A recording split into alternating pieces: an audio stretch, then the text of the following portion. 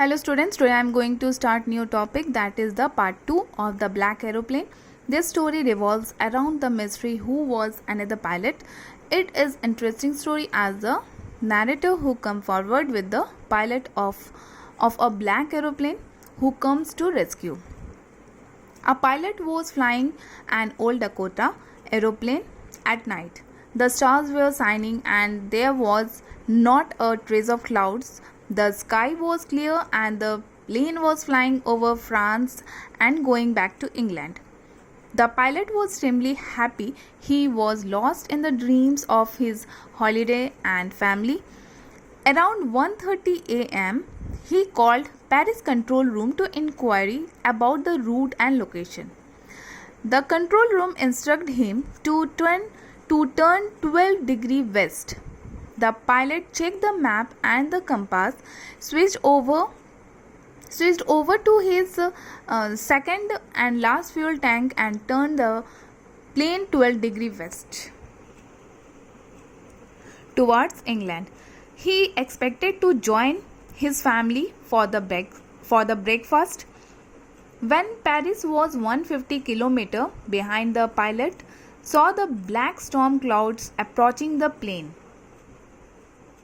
He could not fly over them. Also, he did not have enough fuel to fly around them south or north. He thought of going back to Paris, but his storm urge to meet to his family members led him straight into the storm. It was absolutely dark inside the clouds. The plane was jumping and twisting in the air. All the instruments had stopped working. The pilot lost his contact with the ground staff because his compass and radio had stopped functioning. Suddenly he saw another aeroplane quite near him. The strange black aeroplane had no lights on its wings.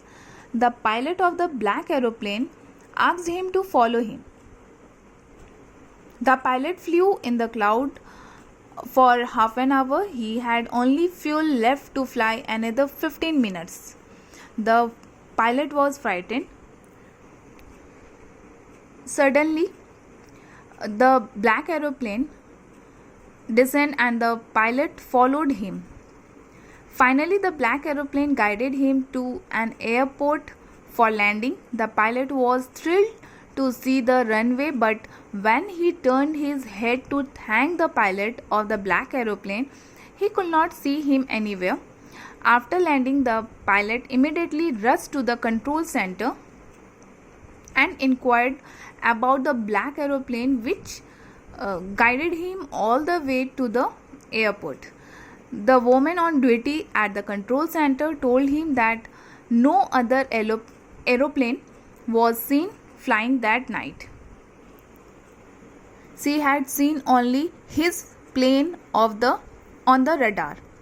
The pilot was surprised to hear all this and kept on wondering who had helped him to arrive and land safely without a compass or a radio and without any more fuel left in his tank. He kept thinking about the strange black aeroplane and its mysterious pilot.